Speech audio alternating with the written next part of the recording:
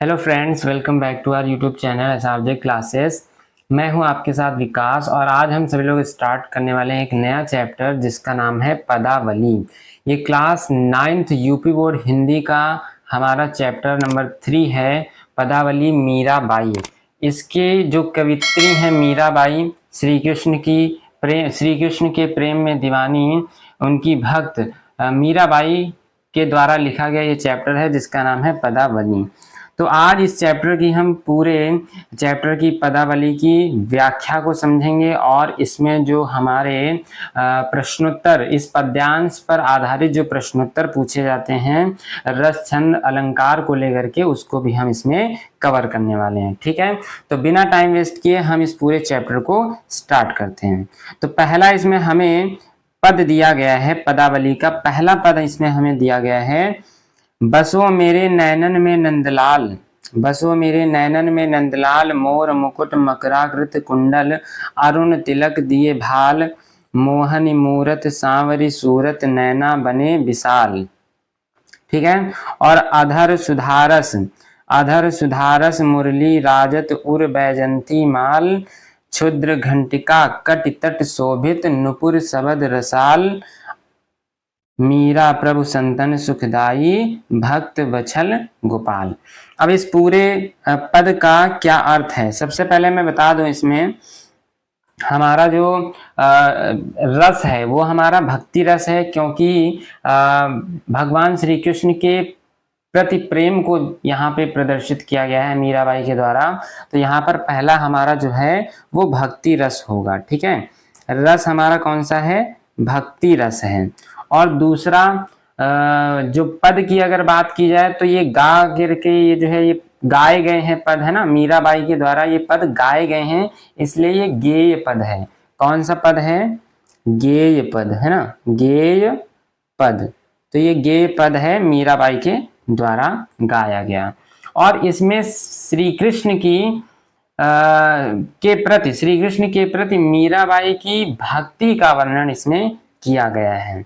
मीराबाई क्या कहती हैं, तो पहले पद में मीराबाई कहती हैं कि हे श्री कृष्ण, मीराबाई श्री कृष्ण से प्रार्थना करते हुए कहती हैं कि हे श्री कृष्ण, बसो मेरे, बसो यानी कि निवास करो, बस जाओ मेरे नैनन यानी कि आंखों में, नंदलाल, नंद बाबा, नंदलाल मतलब श्री कृष्ण, क्योंकि श्री कृष्ण के पिता का नाम क्या था, नंद बाबा। तो नंदलाल यानी कि नंद बाबा के पुत्र अर्थात श्री कृष्ण। तो मीराबाई कहती हैं पहली लाइन में कि हे नंदलाल, हे श्री कृष्ण, आप मेरे नैनों यानी कि आंखों में बस जाइए। हे श्री कृष्ण, आप मेरी आंखों में बस जाइए। कैसे श्री कृष्ण, अब श्री कृष्ण की जो सुंदरता है वो कैसे दिखते हैं उसको मीराबाई बताती हैं कि मोर मुकुट यानी कि उनके सिर पर मोर का मुकुट है, अर्थात वो मोर पंख को अपने सिर पर धारण करते हैं। और मकराकृत कुंडल, मकराकृत का अर्थ होता है मछलियों के आकार के। ठीक है ना, मकर मतलब होता है मछली, आकृत मतलब आकार के। तो मछलियों के आकार के कुंडल, कुंडल जो कान में पहने जाते हैं। और अरुण तिलक यानी कि लाल तिलक, लाल तिलक। ठीक है ना, माथे पर, भाल मतलब क्या होता है, माथे पर। तो कैसे श्री कृष्ण, जिनके सिर पर मोर मुकुट विराजमान है, उनके कानों में मछलियों के आकार के कुंडल हैं और उनके भाल यानी कि मस्तक पर लाल तिलक सुशोभित हो रहा है।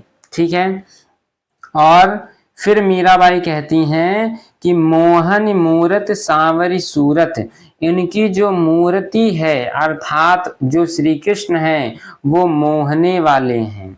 उनकी मूर्ति कैसी है, उनकी मूर्ति कैसी है, मोहने वाली, आकर्षित करने वाली। और उनकी जो सूरत यानी कि जो उनकी सूरत है वो कैसी है, सांवली सी है। अर्थात श्री कृष्ण कैसे हैं, सांवले से, है ना, श्री कृष्ण कैसे हैं, सांवले से हैं। और नैना बने विशाल, विशाल मतलब बहुत बड़े, नैना यानी कि आंख, आंखें उनकी कैसी हैं, विशाल सी बड़ी बड़ी आंखें हैं। ठीक है। अधर, अधर मतलब होता है होंठ, सुधा मतलब होता है अमृत रस, यानी कि अमृत के रस से सने हुए अधर यानी कि होंठों पर मुरली यानी कि बांसुरी राजत मतलब सुशोभित होती है। ठीक है ना। अमृत से सने हुए होठों पर मुरली सुशोभित होती है और उर यानी कि हृदय पर, वक्ष स्थल पर बैजंती की माला। ठीक है। और श्री कृष्ण कैसे हैं? क्षुद्र घंटिका कटितट शोभित, क्षुद्र यानी कि छोटी छोटी, क्षुद्र का मतलब क्या होता है? छोटी छोटी, घंटिका मतलब घंटियां, कटितट यानी कि कमर की करधनी में, है ना, छोटी छोटी घंटियां कमर की करधनी में शोभित मतलब सुशोभित होती हैं। और नुपुर यानी कि जो घुंघरू हैं, घुंघरू की जो शब्द यानी कि जो आवाज है, शब्द मतलब आवाज, और रसाल मतलब होता है मीठी या फिर मधुर। तो उनके कमर में छोटी छोटी घंटियां बंधी हुई हैं। ठीक है। वो करधनी पहने हुए हैं और उस करधनी में छोटी छोटी घंटियां बंधी हुई हैं और उनके कमर में वह करधनी सुशोभित हो रही है। और जो नुपुर हैं यानी कि जो घुंघरू हैं, उनकी जो ध्वनि है वह बहुत ही मधुर है। ठीक है। फिर लास्ट लाइन में मीराबाई कहती हैं, मीरा प्रभु संतन सुखदाई भक्त वत्सल गोपाल। बत्सल का मतलब क्या होता है? वत्सल, भक्त वत्सल गोपाल। भक्त वत्सल गोपाल मतलब गाय का पालन करने वाले, गाय को पालने वाले गोपाल अर्थात श्री कृष्ण। तो भक्त वत्सल गोपाल यानी कि भक्त वत्सल श्री कृष्ण, मीराबाई कहती हैं कि वह क्या है? संतन सुखदाई, संतन यानी कि सभी लोगों को सुख देने वाले हैं। ठीक है ना। मीराबाई कहती हैं कि वह भक्त वत्सल श्री कृष्ण सभी संतन को सुख देने वाले हैं, सभी संतों को सुख प्रदान करने वाले हैं। ठीक। अब फिर से एक लाइन में हम सब देख लेते हैं। मीराबाई कहती हैं कि हे नंदलाल, आप मेरे नैनों में निवास कीजिए, हमारे आंखों में समा जाइए। ऐसे श्री कृष्ण जिनके सिर पर मोर का मुकुट है, उनके कानों में मछलियों के आकार के कुंडल हैं और उनके भाल यानी कि मस्तक पर लाल तिलक शोभायमान हो रहा है। उनकी मूर्ति मोहने वाली और उनकी जो सूरत है वह सांवली सी है और उनके विशाल नेत्र हैं।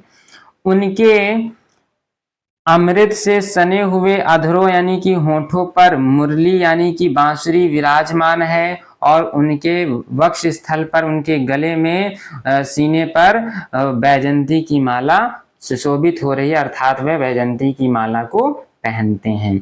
उनके कमर में, कमर के किनारों पर छोटी छोटी घंटियां उस करधनी में सुशोभित हो रही हैं और जो नुपुर यानी कि घुंघरुओं की आवाज है, जो शब्द है, वह रसाल यानी कि बहुत ही मीठी है। मीराबाई कहती हैं कि हे भक्त वत्सल श्री कृष्ण, आप प्रभु, हे प्रभु, आप संतों को सुख प्रदान करने वाले हैं। ठीक है। आई होप ये आपको पूरा क्लियर हो गया होगा। अब इसके हम उसके बात कर लेते हैं। तो पहले मैंने रस तो बता ही दिया, भक्ति रस है और शांत रस है, और इसमें जो पद है वो गेय पद है। अब इसमें अनुप्रास की बात कर लेते हैं। तो अनुप्रास हमारा जो अलंकार है वो हमारा अनुप्रास है। यानी कि जैसे अनुप्रास अलंकार कहाँ होता है? जहां पर एक ही वर्ण की आवृत्ति बार बार होती है। जैसे यहाँ पे देखिए माँ, माँ, माँ, फिर यहाँ पे देखिए माँ के बाद देखिए यहाँ पर भी माँ, माँ, यहाँ पे देखिए सा, सा। तो एक ही शब्द, एक ही वर्ड, एक ही अक्षर दो या दो से अधिक बार आता है, तो वहां पर कौन सा अलंकार होता है? वहां पर कौन सा अलंकार होता है? अनुप्रास अलंकार। ठीक है ना। तो ये आपका पूरा क्लियर हो गया। आइए नेक्स्ट वाला देखते हैं। पायो जी मैंने, मैं तो राम रतन धन पायो। मीराबाई कहती हैं, पायो जी मैं तो राम रतन धन पायो।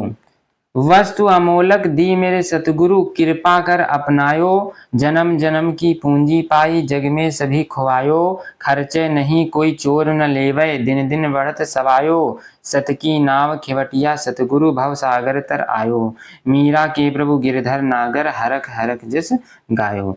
क्या कहती हैं मीराबाई?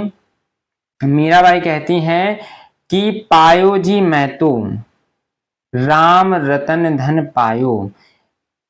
मीराबाई कहती हैं कि मैंने तो राम रत्न रूपी धन को प्राप्त कर लिया है। मीराबाई कहती हैं मैंने तो राम रत्न रूपी धन को पा लिया है, प्राप्त कर लिया है, और वस्तु अमोलक दी मेरे सतगुरु। सतगुरु यानी कि मीराबाई के गुरुजी। तो मीराबाई कहती हैं कि मेरे सतगुरु ने, मेरे गुरु ने यह मुझे अमूल्य वस्तु दी है, जिसका कोई मोल नहीं है। ये बहुत ही ज़्यादा कीमती है, इसका कोई मोल ही नहीं है। और कृपा करके उन्होंने, किसने? मेरे सतगुरु ने कृपा करके मुझे यह अमूल्य वस्तु प्रदान की है और मैंने उसको अपना लिया है। मैंने राम रत्न रूपी धन को अपना लिया है, पा लिया है, और जन्म जन्म की पूंजी पाई। मीराबाई कहती हैं कि मैंने जन्म जन्मांतर की जो पूंजी होती है, जो मैंने अपने पूर्व जन्म में जो अच्छे कर्म किए होंगे, तो उस जो जन्म जन्म की जो पूंजी है, जो धन है, संपत्ति है, उसको मैंने प्राप्त कर लिया है और जग में सभी खुआयो।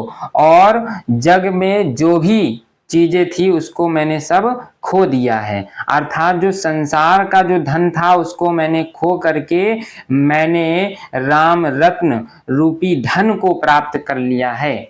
ठीक है, और इस धन की खासियत क्या है? ठीक है ना, खर्चे नहीं, ना ही खर्चा होती है, कोई चोर न लेवे, ना ही कोई चोर ले सकता है, चुरा सकता है, और दिन दिन बढ़त सवायो। सवायो यानी कि सवा गुना बढ़ता रहता है, यानी कि ये धन हमेशा बढ़ता रहता है, कभी भी समाप्त नहीं होता है। और सत, सत का मतलब होता है सत्य, है ना, सच। मीराबाई कहती हैं सत की नाव खेवटिया सतगुरु। खेवटिया का मतलब होता है केवट, जो नाव को चलाता है। सतगुरु मतलब सतगुरु मीराबाई के गुरु। तो मीराबाई कहती हैं यह सत्य की नाव है, यह सत्य की नाव है, और उसके जो खेवटिया हैं, जो केवट हैं, नाव को चलाने वाले, वह मेरे सतगुरु हैं। और मैं भव सागर, भव का मतलब होता है संसार। मीराबाई कहती हैं कि मैंने भव सागर, संसार रूपी सागर को तर आयो, तैर कर पार कर लिया है। मीराबाई कहती हैं कि यह सत्य की नाव पर सवार होकर के मैंने राम रूपी सत्य की नाव पर सवार होकर के, और जिसके केवट मेरे सतगुरु हैं, तो उस पर सवार होकर के मैंने इस संसार रूपी सागर को तैर कर, इस संसार रूपी सागर को पार कर लिया है। तर का मतलब होता है दूसरी तरफ पार हो जाना, ठीक है ना, ना कि तैर जाना, तैर यहां नहीं होगा, ठीक है। तो तर आयो यानी कि मैंने इस संसार रूपी, भव रूपी, भव मतलब संसार रूपी सागर को पार कर लिया है, सत की नाव पर बैठ करके, जिसके जो केवट हैं, चलाने वाले हैं, वह मेरे सतगुरु हैं। ठीक है, फिर लास्ट लाइन में मीराबाई कहती हैं कि मीरा के प्रभु गिरधर नागर। मीराबाई के प्रभु अर्थात गिरधर नागर, अर्थात यानी गिरधर नागर मतलब श्री कृष्ण। मीराबाई कहती हैं कि मैं अपने प्रभु गिरधर नागर, अपने प्रभु, अपने श्री कृष्ण के हरख हरख यानी कि हर्षित होकर के, हर्ष के साथ, खुशी के साथ, जस यानी कि यश, जस का मतलब क्या होता है? यश या प्रसिद्धि, यश या फिर प्रसिद्धि, गायो मतलब गा रही हैं। तो मीराबाई कहती हैं कि मैं अपने गिरधर नागर प्रभु श्री कृष्ण की हर्षित होकर के, प्रसन्नचित्त होकर के उनके यश का मैं गायन कर रही हूँ। ठीक है, फिर से एक लाइन में देख लेते हैं। मीराबाई कहती हैं कि मैंने राम रतन रूपी धन को प्राप्त कर लिया है। मेरे सतगुरु ने कृपा करके यह अमूल्य वस्तु मुझे प्रदान की, जिसको मैंने अपना लिया है, और मैंने अपने जन्म जन्मांतर की संपत्ति को प्राप्त कर लिया है, और जग में जितनी भी चीजें थी मैंने उसको खो दिया है, उसको मैं भूल चुकी हूँ। और इस पूंजी की जो राम रतन जो पूंजी पाई है, राम रत्न की जो पूंजी मैंने पाई है, वह कभी खर्चा नहीं होती, कोई चोर नहीं लेता है, और यह दिन दिन बढ़ती रहती है। मीराबाई कहती हैं कि मैंने राम रूपी सत्य की नाव पर सवार होकर के, जिसके केवट मेरे सतगुरु हैं, मैंने इस नाव पर राम रूपी सत्य की नाव पर सवार होकर के संसार रूपी सागर को पार कर लिया है। और मीराबाई कहती हैं कि मेरे प्रभु श्री कृष्ण की मैं हर्षित होकर के, प्रसन्नचित होकर के उनके यश का गायन करती हूँ। ठीक है। अब इसमें भी हमारा जो कह सकते हैं, इसमें जो हमारा अलंकार और सब वही रहेगा, रस हमारा भक्ति और शांति रहेगा, पद हमारा गेय पद ही रहेगा, और जो हमारा अलंकार रहेगा वो अनुप्रास अलंकार ही इसमें है। ठीक है ना। इसमें कौन सा अलंकार है हमारा? अनुप्रास अलंकार ही है। ठीक है। इसके आगे हम फिर नेक्स्ट देखते हैं नंबर 3। मायरी मैं तो लियो गोविंदो मोल। मीराबाई कहती हैं मायरी मैं तो लियो गोविंदो मोल। कोई कह छाने कोई कह चुपके, लियोरी बजंता ढोल, कोई कह मूंगो कोई कह सूगो, रियोरी तराजू तोल, कोई कह कारो कोई कह गोरो, लियोरी अमोलक मोल, याहू को सब जानत हैं, लियोरी आँखी खोल, मीरा को प्रभु दर्शन दीन्यो, पूरब जन्म को कॉल। ठीक है। तो इसमें मीराबाई क्या कहती हैं कि मायरी मैं तो लियो गोविंदो मोल। मायरी हे माँ, मायरी हे माँ, मैंने गोविंद को अर्थात श्री कृष्ण को मोल लिया है। मैंने गोविंद यानी कि श्री कृष्ण को मोल लिया है, खरीद करके उसका मोल चुकाया है, मैंने मोल लिया है उसको। ठीक है। कोई कह छाने, कोई कहता है छिप करके लिया है। छाने का मतलब छीन करके नहीं, कोई छाने मतलब छिप करके या छिपा करके मैंने लिया है, और कोई कहता है कि मैंने श्री कृष्ण को चुपके से ले लिया है, लेकिन ना ही मैंने उसको छिपा करके लिया है, ना ही मैंने श्री कृष्ण को छिपा करके लिया है, ना ही चुपके से लिया है। लियोरी बजंता ढोल, मैंने तो ढोल बजा करके, ढिंढोरा पीट करके, सबको बता करके श्री कृष्ण को प्राप्त किया है। ठीक है। फिर नेक्स्ट लाइन में मीराबाई कहती हैं कोई कह महंगो, कोई कहता है महंगा है, तुमने महंगा खरीद लिया।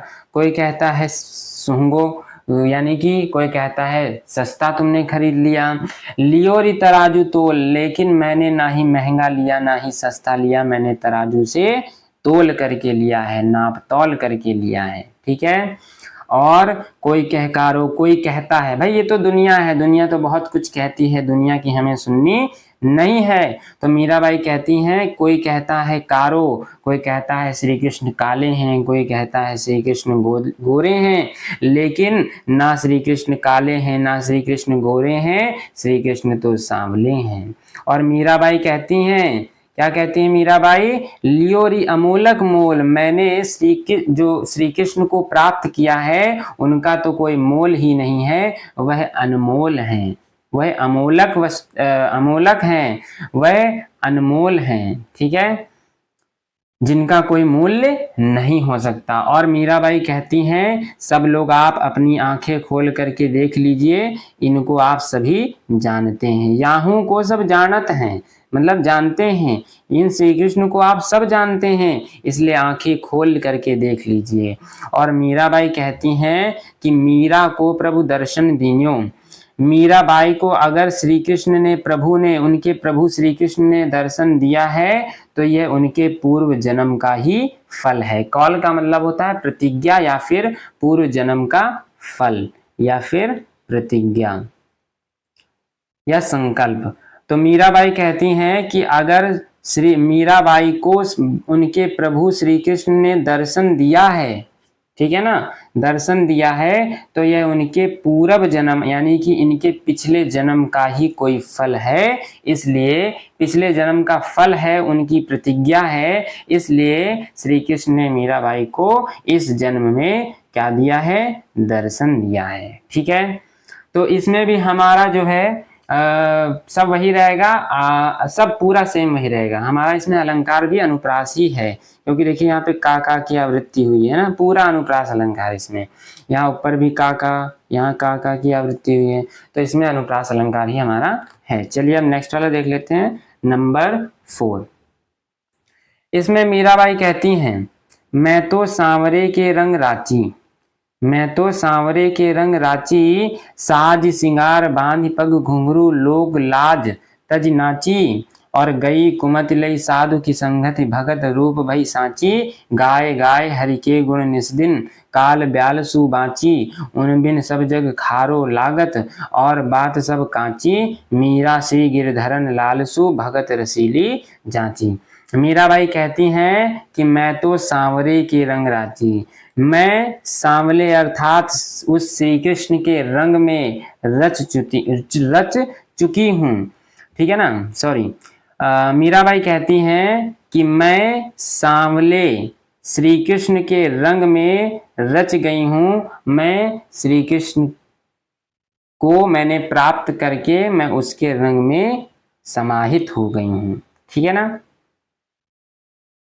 फिर मीराबाई कहती हैं, साज सिंगार, साज मतलब सज करके, सिंगार करके, बांध पग घुंघरू, पग का मतलब होता है पैरों में, बांध मतलब बांध करके पैरों में घुंघरू, मैंने श्री कृष्ण के लिए सिंगार करके, सज संवर करके और अपने पैरों में घुंघरू बांध करके, और सारी लोक लाज, लाज मतलब लज्जा, जो लोक लाज है कि लोग क्या कहेंगे, तो मैंने सारी लोक लाज को तज करके, तज मतलब छोड़ करके मैं नाची। ठीक है ना। मीराबाई कहती हैं, मैं तो श्री कृष्ण, उस सांवले श्री कृष्ण के रंग में रच चुकी हूँ, और मैं सारी लोग लाज को तज करके, सिंगार करके, पैरों में घुंघरू बांध करके मैं नाची। ठीक है। मीराबाई कहती हैं, गई कुमति, कुमति मतलब जो कुबुद्धि थी, जो खराब बुद्धि थी, जो खराब मति थी, वह चली गई। अब साधु की संगति यानी कि अच्छे लोगों की अब संगति मुझे प्राप्त हो गई है, और भगत रूप भई सांची, और जो भक्त रूप है, भगत मतलब जो भक्त रूप है, जो भक्ति का रूप है, अब वह सांची यानी कि सच हो गया है। ठीक है ना। अब पूरी तरीके से मैं श्री कृष्ण की हो चुकी हूँ, श्री कृष्ण के प्रेम में रंग चुकी हूँ। ठीक है। मीराबाई कहती हैं, गाय गाय, गाय गाय मतलब गा गा करके, हरि के गुण निस्दिन, निस्दिन का मतलब होता है, निस का मतलब रात और दिन का मतलब दिन, दिन रात, निस्दिन दिन रात, हरि यानी कि ईश्वर के, श्री कृष्ण के गुण गा गा करके, काल ब्याल सु बाची, काल ब्याल का मतलब क्या होता है, काल का मतलब होता है समय या मृत्यु, ब्याल मतलब होता है सर्प यानी कि सांप, सु मतलब से, बाची मतलब बच गई। तो मीराबाई कहती हैं कि मैं दिन रात ईश्वर के गुणों को गा गा करके मैं मृत्यु रूपी सांप से बच गई, क्योंकि देखो मृत्यु रूपी जो सांप है वो सबको डसेगा। ठीक है ना। लेकिन मीराबाई श्री कृष्ण के उनके गुणों को गा गा करके वह इस मृत्यु रूपी सर्प से बच गई, वह भवसागर से पार हो चुकी हैं। ठीक है ना। काल का मतलब होता है मृत्यु रूपी, ब्याल मतलब सांप, सुबाची मतलब से बच गई।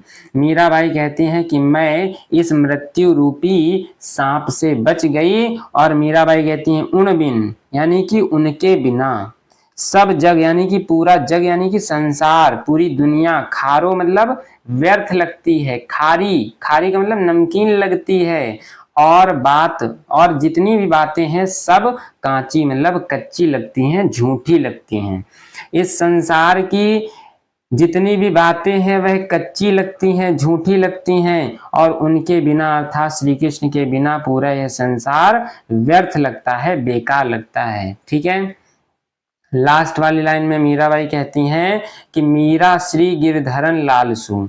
मीराबाई कहती हैं कि श्री गिरधरन लालसू अर्थात श्री कृष्ण से, श्री कृष्ण की भक्ति, श्री मीराबाई कहती हैं कि श्री कृष्ण की भगत यानी कि भक्ति ही रसीली यानी कि अच्छी जांची मतलब जचती है। ठीक है ना। रसीली यानी कि उसमें ही रस आनंद दिखता है। रसीली का मतलब क्या है? आनंद।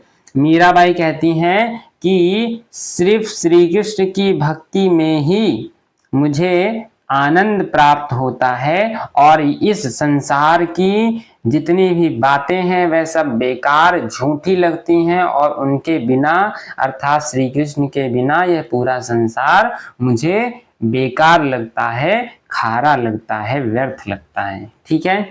इसमें भी हमारा वही है। आई होप ये आपको पूरा क्लियर हो गया होगा। इसमें भी हमारा अनुप्रास अलंकार ही है। ठीक है। अब इस चैप्टर का, पदावली चैप्टर का हम लास्ट वाला जो पद है पदावली का वो हम देख लेते हैं।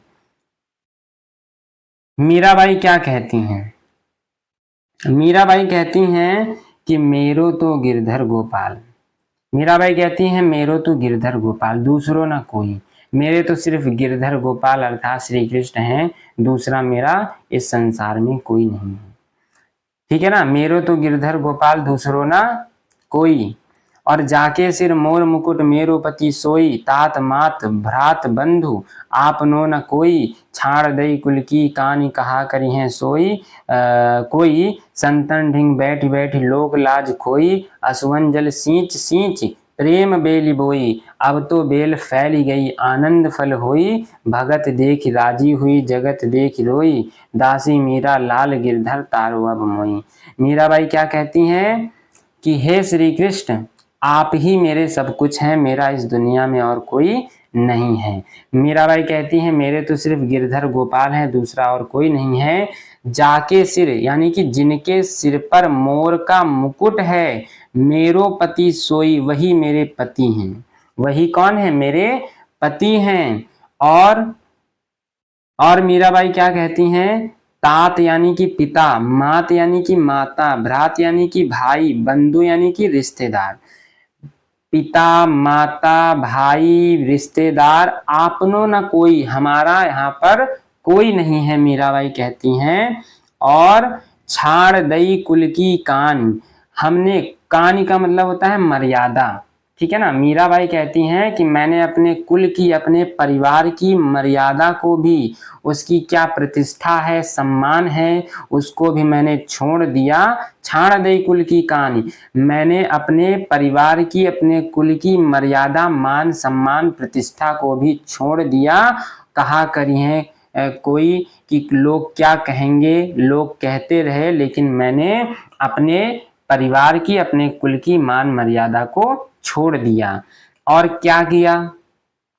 संतन ढिंग बैठी बैठी, संतन ढिंग यानी कि पास, ढिंग का मतलब होता है पास, यानी कि संतों के पास बैठ बैठ करके लोक लाज खोई। लोक लाज, लाज का मतलब वही लज्जा या शर्म, लोग यानी कि इस संसार की जो लज्जा होती है, यानी कि लोग क्या कहेंगे, उसको मैंने छोड़ करके मैंने संतों के पास बैठना शुरू कर दिया। और मीराबाई कहती हैं कि असुवन जल सींच सींच, आंसुओं के जल से, यानी कि आंसुओं के जल से सींच करके, पानी लगा करके प्रेम रूपी बेल को मैंने बोया है।